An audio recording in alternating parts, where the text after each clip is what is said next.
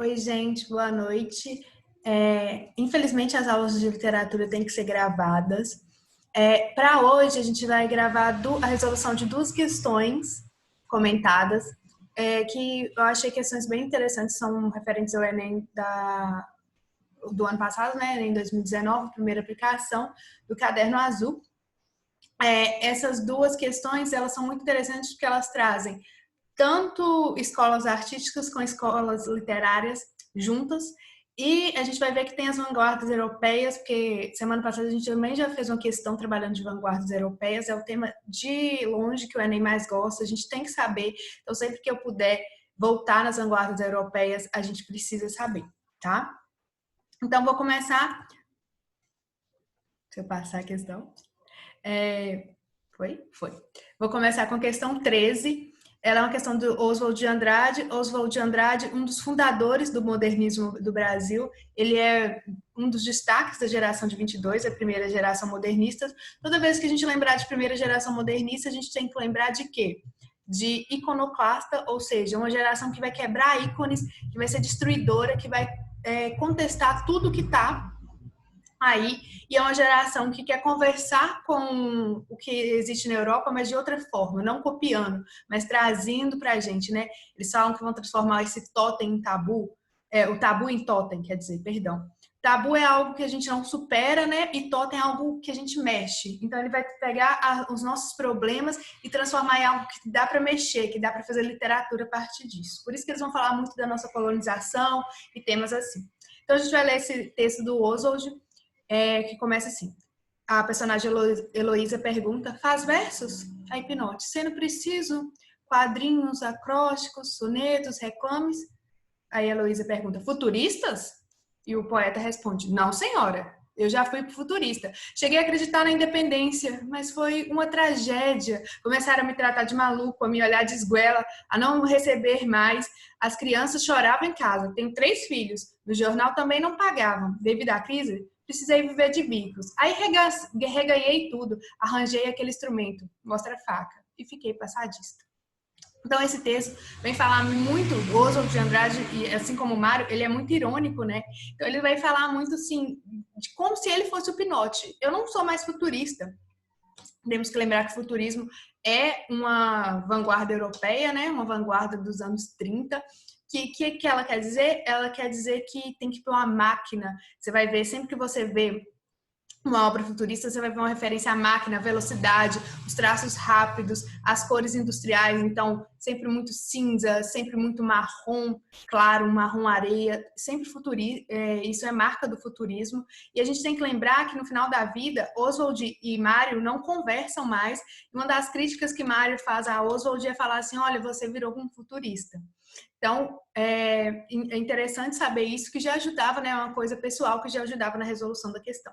Então, o próprio Oswald, ele pode ser lido como Pinote e a Heloísa como a sociedade paulistana, que está perguntando se ele é futurista para ressarchar ele, para não dar oportunidade de ouvir essas vanguardas.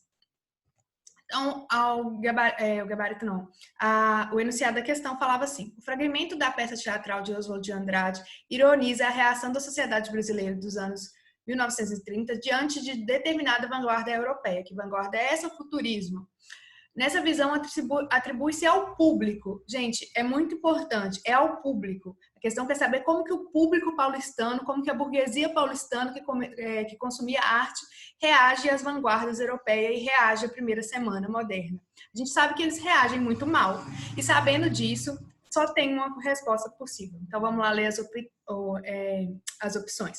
Letra A, preconceituosas, ao evitar formas poéticas simplificadas. Pelo contrário, a gente está vindo de quem? Antes do modernismo, a gente tem Olavo de Bilac. E as formas dele não são simplificadas, são muito rebuscadas, né? E a postura do público leitor, ela não é preconceituosa por evitar formas poéticas simplificadas. Ela é mais para uma postura de que ela não quer abandonar o que a gente tinha com o Olavo de Bilac. Então é o quê? A letra B, conservadora, a optar por modelos consagrados, os sonetos, né? Que é algo mais consagrado que os sonetos, preciosistas, ao preferir modelos literários eruditos. D, nacionalistas, ao negar modelos estrangeiros. Pode ser, essa D foi até um pouco bem marcada, porque as pessoas pensaram que era o que Oswald de Andrade queria. Mas o que o enunciado pede para o aluno marcar? O que o público leitor, quando lia aqueles textos, quando lia os textos de 22, pensava? Eles pensavam que aquilo era ruim. Por que eles pensavam que aquilo era ruim? Porque eles eram conservadores. E aí eles queriam modelos consagrados. Eles não queriam modelos nacionalistas. Eles queriam modelos consagrados. Oswald de Andrade, ele é nacionalista, mas ele não é aquele nacionalismo que a gente vê no romantismo, né? Principalmente com José de Alencar. É um nacionalismo crítico, criar uma nação que pense nos seus problemas, realmente aquilo no totem tabu, né? Pense no tabu, mas torne ele em algo que se pega. Então, ele vai criticar a colonização portuguesa, vai dar valor principalmente ao índio, vai dar valor ao preto, mulato, tudo isso. Não é um nacionalismo vigente lá das gerações românticas. E a letra E é eclética. Tudo que a burguesia paulistana de 30 não era eclética. E essa burguesia, ela está sofrendo várias rupturas. Ela sofreu a ruptura em 22 e agora ela também vai sofrer uma ruptura governamental, né? A gente já falou de Vargas nas aulas de histórias. Então, a década de 30 para São Paulo é muito diferente, muito difícil. Porque para a elite paulistana, porque ela está vendo a literatura canônica, canonizada, esses modelos eruditos se desfazerem e politicamente ela está perdendo poder também. Vamos para o comentário da questão. É uma questão média, né? A letra certa é a B, é conservadora ao optar por modelos consagrados, então a sociedade paulistana dessa época é conservadora. E a questão é aquilo que eu falei, ela junta a literatura, que é contexto de Oswald de Andrade, modernista da primeira fase, a fase de ruptura, com a literatura que rompe, né, com a literatura engessada e busca chocar a sociedade conservadora burguesa paulista, junto com as vanguardas de arte europeia. A gente sempre tem que lembrar futurismo, velocidade, cubismo, forma geométrica, mais percepções, dadaísmo. O que é arte, o que é belo, é quebrar tudo, é colocar no museu uma fonte, um mictório. Surrealismo. O surrealismo dá vazão ao psicológico, colocar para fora os sonhos sem pensar, e não precisa fazer sentido. E fauvismo, colocar cor, por cor em vez de forma simples, né? Basicamente essas 5 que a gente tem que lembrar. Que buscavam uma nova arte sem os mandos e os padrões rígidos do que se considerava belo e digno de museu. Essa foi a primeira questão. A segunda questão foi a questão mais difícil da prova. Eu acho essa questão muito difícil pelos vocabulários usados, pela escola literária, que é uma escola que é a escola naturalista, mas a gente vai trazer Raul de Pompeia, a gente não vai trazer Aloysio de Azevedo, que normalmente é o que a gente aprende nas escolas, e a gente vai trazer não as vanguardas europeias, a gente vai trazer a pré-vanguarda, a escola literária que desencadeia todo o movimento vanguardista, né, que é o impressionismo. Inverno, tristes nevoeiros, frios negumes da longa treva boreal, descampados de gelo, cujo limite escapa-nos. Sempre desesperadamente para lá do horizonte, perpétua solidão inóspita, onde apenas se ouve a voz do vento que passa uivando como a legião de lobos, através das cidades de catedrais e túmulos de cristal. Na planície, fantasmas que migram, povoam e animam tudo isso, decepções, obscuridade, solidão, desespero e a hora invisível que passa como o vento. Tudo isso é o frio, inverno da vida. Há no espírito o luto profundo daquele céu de bruma, dos lugares onde a natureza dorme por meses, à espera do sol avaro que não vem. Primeira coisa que eu queria dizer, esse não é um texto dramático. O naturalismo, ele não preza pela dramaticidade. Quem faz isso é a segunda geração poética romântica. O naturalismo não tem nada disso. Isso é um texto descritivo. Raul Pompeia está descrevendo como é o inverno numa cidade e como esse inverno influencia nas pessoas. O que o naturalismo quer falar? Como que as condições naturais, como essas condições influenciam em quem eu sou. A gente vai lembrar lá, vamos lembrar do Aloysio de Azevedo, né? Que como as condições externas do cortiço moldavam as personalidades internas. E por que a gente vai trazer isso com o impressionismo? Porque a escola impressionista é a escola que eu olho para as luzes, eu olho para as cores, internalizo aquilo e depois pinto. É bem diferente do expressionismo. O aluno normalmente confunde o que é o impressionismo e o expressionismo. O expressionismo, você coloca as expressões humanas na tela, de forma às vezes até exagerada, bem dramática. Se o expressionismo fosse conversar com a escola literária, ele conversaria com o romantismo. O impressionismo não. O impressionismo eu vou ver a luz do céu, a luz do sol durante o dia e depois eu vou pintar. É a escola dos pontinhos, é a escola do Monet, que a gente vai ver até uma imagem de Monet. Vou até mostrar agora. Tá vendo? É como a luz do sol bate nas coisas. Então, o poeta olhou aquilo entrou nele e ele transformou aquilo em tela. É diferente do expressionismo, que é a expressão do poeta que eu tô colocando no quadro e a gente pode pensar sempre no grito, tá? Então, voltando para a questão, o que o enunciado pede? Reconhecido pela linguagem impressionista, Raul Pompeia desenvolveu na prosa poética em que observa perdão, vou ler de novo, porque ficou embolado. Reconhecido pela linguagem impressionista, Raul Papel desenvolveu-a na prosa poética, em que se observa. Então, qual letra que fala o que é a linguagem impressionista? Por que essa questão é considerada muito difícil? Primeiro, o aluno tinha que saber o que é naturalismo e tinha que saber que naturalismo não é dramático. Se ele sabia que era isso, então, letra B já não valia. Se ele sabia que era naturalismo, ele sabia também que a escola preza por impessoalidade, algo impessoal. Perdão, gente, minha língua embola para falar as palavras.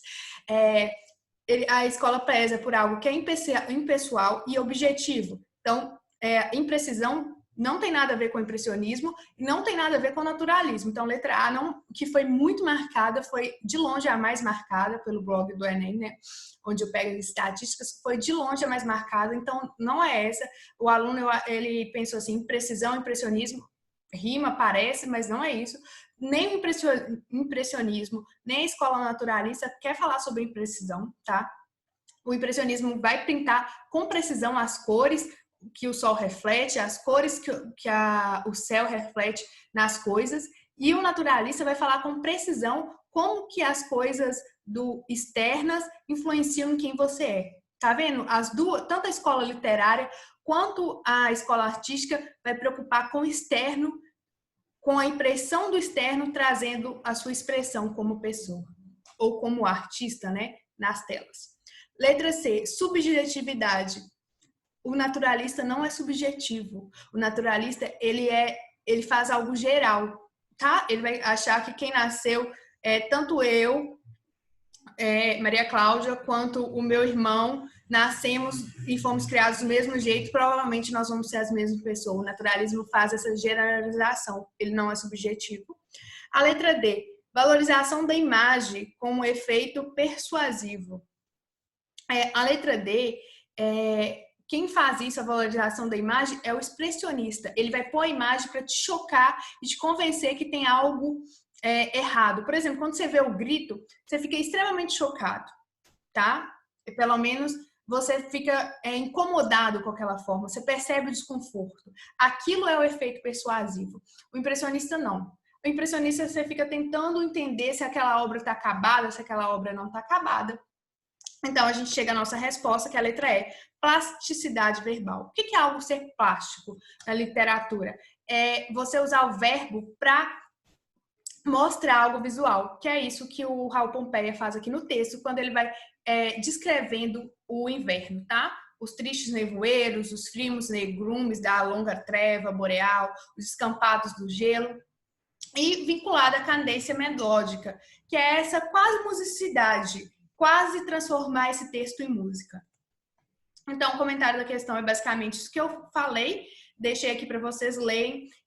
Temos aqui uma figura do Monet para a gente sempre lembrar o que é o impressionismo, lembrar do Monet, lembrar da luz do sol batendo, e a gente, com a luz do sol vai variando as telas, tá? É isso. Qualquer coisa vocês podem me chamar no privado. Meu número está lá no grupo. Espero que vocês tenham entendido. Pensando naquela lógica, o Enem pegou duas questões e fez o mesmo modelo, né? Ele pegou uma escola artística para conversar com uma escola literária. Então, provavelmente o aluno que errou a questão 13, que era considerada mais fácil, e acertou 33, ele tem um TRI aí um pouquinho prejudicado. É isso, beijos e até sábado com a nossa aula de Sociologia e Filosofia essa semana, porque a gente fez 2 semanas de histórias, né, resolvendo PPL, e agora a gente vai resolver Sociologia e Filosofia da primeira aplicação e da aplicação PPL. Beijos e até mais. Show.